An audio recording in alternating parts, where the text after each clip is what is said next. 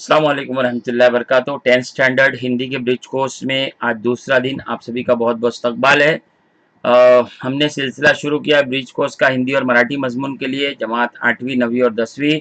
तो अगर आप लोगों को ये ब्रिज कोर्स मिल रहे हैं तो बहुत अच्छी बात है। अपने साथी स्टूडेंट से भी आप इसको साझा करने की, इसको शेयर करने की कोशिश कीजिए।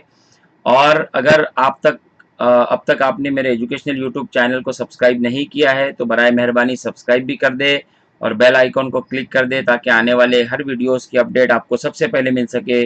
चलिए वक्त न ज़ाया करते हुए शुरू करते हैं हमारे आज के हिंदी के ब्रिज कोर्स को। तो हम देखेंगे यहाँ पर सबसे पहले आज दिन दूसरा है, क्षेत्र है श्रवण। और कौशल या योग्यता की अगर बात करें तो मौखिक भाषा विकास, संबोध जो है वर्णनात्मक कहानी है। अपेक्षित कौशल्य जो है वो दिए गए आशय के मुताबिक शाब्दिक और अंतर्निहित अध्ययन अर्थ श्रवण करते हुए शुद्ध उच्चारण और मौन वाचन करते हैं। ये स्टूडेंट्स के लिए है। अंतर्निहित अध्ययन करना है, श्रवण वाचन करना है, श्रवण करना है और शुद्ध उच्चारण के साथ में मौन वाचन करना है। आगे बढ़ते हैं हम और जानते हैं कि आओ पता करें में हमें आज क्या पता करना है। परिच्छेद का वाचन करना है प्रभावपूर्ण तथा सुस्पष्ट उच्चारण के साथ, और उसी के साथ साथ में जो परिच्छेद नीचे दिया गया है उसका प्रकट वाचन करना है, मतलब जोर से उसको पढ़ना है और स्वयं को उसको जो है समझने का प्रयत्न करना है। तो चलिए पैसेज हम लोग पढ़ने की कोशिश करते हैं। हाँ बहू जी, जब से उसकी नौकरी पक्की हुई है तब से उन लोगों की आंखें फट गई है। कहते हैं तेरी माँ ने 2-4 गहने भी नहीं दिए। अब तुम ही बताओ बहू जी, चौका बासन करके मैं आखिर कितना करूं। बिटिया के बापू होते तो कोई और बात थी, बस इसी बात पर बिटिया को लेने नहीं आए। कमलाबाई ने बर्तनों को झबिया में रखकर भर आई आंखों की कोरों को हाथ से पोंछ डाला। सहानुभूति के 2-4 शब्द कहकर और अपनी इस महीने की पगार लेती जाना कहकर कांति ऊपर छत से सूखे हुए कपड़े उठानी चली गई। कपड़े समेटकर जब कांति नीचे आई तो कमलाबाई बर्तन किचन में रखकर जाने को तैयार खड़ी थी। लो ये 200 रुपए तो ले जाओ और जरूरत पड़े तो मांग लेना, कहकर कांति ने पर्स से 100 के 2 नोट निकालकर कमलाबाई के हाथ पर रख दिए। नोट अपने पल्लू में बांधकर कमलाबाई दरवाजे तक पहुंची ही थी कि न जाने क्या सोचती हुई फिर वापस लौट आई। क्या बात है कमलाबाई, उसे वापस लौट कर आते देख कांति चौंकी। ये पैसेज है, अब हम देखेंगे। आओ पता करें के तहत हमें जो है क्या करना है। परिच्छेद पर आधारित तृतीया है जिसमें पहला है 1 से 2 शब्दों में उत्तर लिखिए। कमलाबाई की पगार कितनी थी तो 200 रुपए। कमलाबाई ने नोट यहाँ रखे, कहाँ रखे, पल्लू में बांध कर। और 100 शब्द का प्रयोग करते हुए कहावतें लिखना है, 2 कहावतें, तो 100 बात की 1 बात और 100 सुनार की और 1 लोहार की। ये 2 कहावतें हमने लिखी। आगे बढ़ते हैं हम। आओ पता करें के तहत अपने घर में काम करने वाले नौकरों के साथ सौहार्दपूर्ण व्यवहार करना चाहिए, अपने विचार लिखिए। अपने नौकरों के साथ में मालिक का और मालिक के साथ में नौकरों का व्यवहार सौहार्दपूर्ण होना चाहिए, आपस में एक दूसरे से प्यार मोहब्बत का रिश्ता होना चाहिए। क्यों, इसको बयान करना है। नौकर और मालिक परस्पर एक दूसरे के पूरक है, एक दूसरे के संबंध ही उन्हें उन्नति अवनति मतलब तरक्की और तनज्जुल के रास्ते पर ले जाते हैं।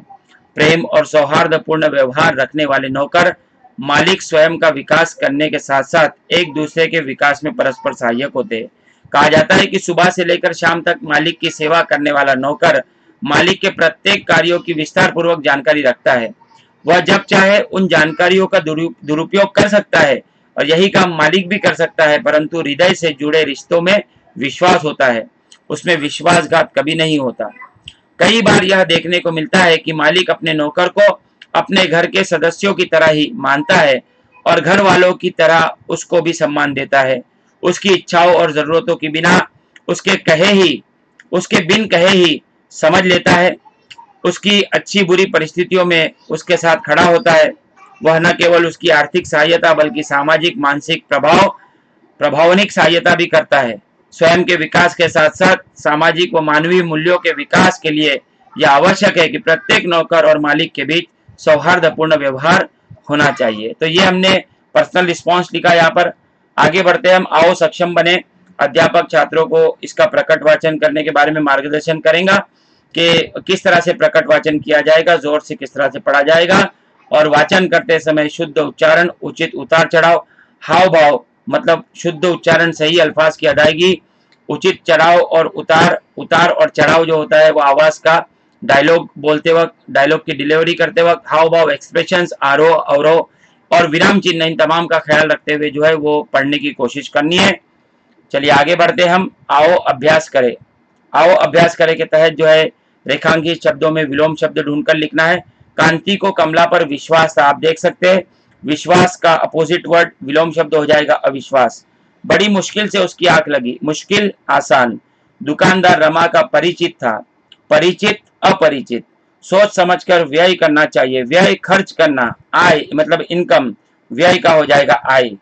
हमें सदैव अपने लिए किए गए कामों के प्रति कृतज्ञ होना चाहिए, कृतज्ञ का हो जाएगा कृतघ्न। पूर्व दिशा में सूर्योदय होता है, सूर्योदय का हो जाएगा सूर्यास्त। ये सारे अपोजिट वर्ड विलोम शब्द हमने देखे। आगे बढ़ते हम। आओ सृजन करें। आभूषणों की सूची तैयार कीजिए और शरीर के किन अंगों पर पहने जाते हैं बताइए। तो चलिए हम देखते हैं आभूषण कौन कौन से नारी के आभूषण है, नथ है, टीका है जो लगाया जाता है सर में, कर्ण फूल है, हसली है, कंठहार है जिसको गले का हार कहते हैं, कड़े है, छल्ले है और करघनी या कमरबंद जिसको कहते हैं, पायल है। आप जानते हैं कि चेहरे को अलंकृत करने और नाक कान और ललाट के आभूषण है नथ और फुली वगैरह। और टीका जो है माथे पर लगाया जाता है। हाथों को सजाने के लिए चूड़ी पहनी जाती है, गजरा पहना जाता है, करदा, बैंज, बाजू, चूड़ा भी जिसे कहते हैं। और गले के लिए हार या लॉकेट पहना जाता है जिसको कर्णफूल भी कहा जाता है या कंठहार कहा जाता है।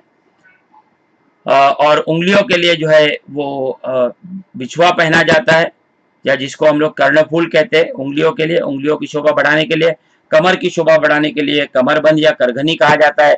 पैरों की शोभा बढ़ाने के लिए पायल को पहना जाता है। तो ये सारी चीजें थी जिनके बारे में हमने यहाँ पर जो है सूची तैयार की। आगे बढ़ते हम और आओ सृजन करें। आओ सृजन करें के बाद में यहीं पर हमारा यह सेशन समाप्त होगा। आप सभी जो है आज के सेशन में शरीक रहे, बहुत बहुत शुक्रिया, धन्यवाद। पूरक साहित्य स्रोत की अगर हम बात करेंगे तो पूरक साहित्य स्रोत में आपको जो है लास्ट ईयर का जो लेसन था 9th स्टैंडर्ड हिंदी संयुक्त का लोकवाणी का मैं कहूँगा झुमका, इसको एक मरतबा आपको पढ़ना है। यही आपके लिए पूरक साहित्य स्रोत है। चलिए आप सभी यहाँ पर शरीक रहे, बहुत बहुत शुक्रिया। अस्सलाम वालेकुम।